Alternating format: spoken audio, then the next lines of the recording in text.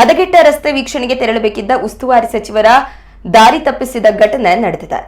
ಸುಬ್ರಹ್ಮಣ್ಯ ಪ್ರವಾಹ ಪೀಡಿತ ಪ್ರದೇಶಗಳಿಗೆ ಉಸ್ತುವಾರಿ ಸಚಿವ ವಿ ಸುನಿಲ್ ಕುಮಾರ್ ಭೇಟಿ ನೀಡಿದ್ದರು. ಬಳಿಕ ಕೊಲ್ಲಮುಗ್ರುವಿಗೆ ತೆರಳಲು ಸಿದ್ಧರಾದ ಸಚಿವರು ಹದಗೆಟ್ಟು ಹೊಂಡಮಯವಾಗಿರುವ ಮಲಯಾಳ ಹರಿಹರ ರಸ್ತೆಯಲ್ಲೇ ಸಾಗಬೇಕಿತ್ತು. ಆದರೆ ಸಚಿವರಿಗೆ ರಸ್ತೆಯ ಅವಸ್ಥೆ ನೋಡುವಂತೆ ಒತ್ತಾಯಿಸಿದ ಸ್ಥಳೀಯರು ಇದರ ನಡುವಲ್ಲಿ ನಾಯಕರು ಆ ರಸ್ತೆಯನ್ನ ತಪ್ಪಿಸಿ ಇನ್ನೊಂದು ರಸ್ತೆಯಲ್ಲಿ ಕರೆದುಕೊಂಡು ಹೋದ ಘಟನೆ ನಡೆದಿದೆ.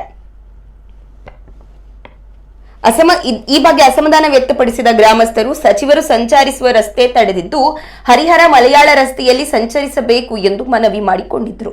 ಸಚಿವರಿಗೆ ಸಮಯ ಇಲ್ಲ ಎಂದ ನಾಯಕರು ಮಾಧ್ಯಮದವರು ಹಾಗೂ ಗ್ರಾಮಸ್ಥರು ಮೇಲೆ ಕುಪಿತಗೊಂಡಿದ್ದು ಅವರು ಎಷ್ಟೇ ಪ್ರಯತ್ನ ಪಟ್ಟರೂ ಅದು ವಿಫಲವಾಯಿತು.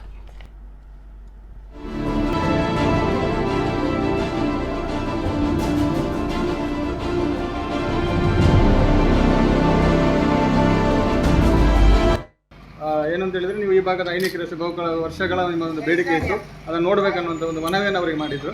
ಆದರೆ ಒಂದಷ್ಟು ರೂಟ್ಗಳನ್ನ ಆ ಕಡೆಯಿಂದ ಕರ್ಕೊಂಡು ಬಂದರು, ಆಮೇಲೆ ಮಾಧ್ಯಮದವರಿಗೆ ಇದು ಮಾಡಿದ್ರು. ಅದ್ರ ಬಗ್ಗೆ ಏನು ಹೇಳಲಿಕ್ಕೆ ಟೋಟಲ್ ಆಗಿ ಹೇಳಿ ನೋಡಿ. DC ಅವರು ಕೂಡ ಹೇಳಿದರು ಈ ರಸ್ತೆಯಲ್ಲಿ ಹೋಗೋಣ ಅಂತೇಳಿ. ಆದರೆ ಸ್ಥಳೀಯ ನಾಯಕರು ಉದಯ ಕೊಪ್ಪಡ್ಕ ಅವರು ಈ ಒಂದು ಸಚಿವರು ಈ ರಸ್ತೆಗೆ ಬರುವುದನ್ನು ಅವರು ಅಡ್ಡ ತಡೆದರು. ನಡುಗಲಿಗಾಗಿ ಕರ್ಕೊಂಡು ಬಂದರು. ನಡುಗಲ್ಲಿ ಸುಮಾರು 20 ಕಿಲೋಮೀಟರ್ ಆಗ್ತದೆ. ಇದು ಹತ್ತಿರದ ರಸ್ತೆ, 6 ಕಿಲೋಮೀಟರ್ ರಸ್ತೆ, ಇದರಲ್ಲೇ ಬರಬೇಕಾಗಿತ್ತು.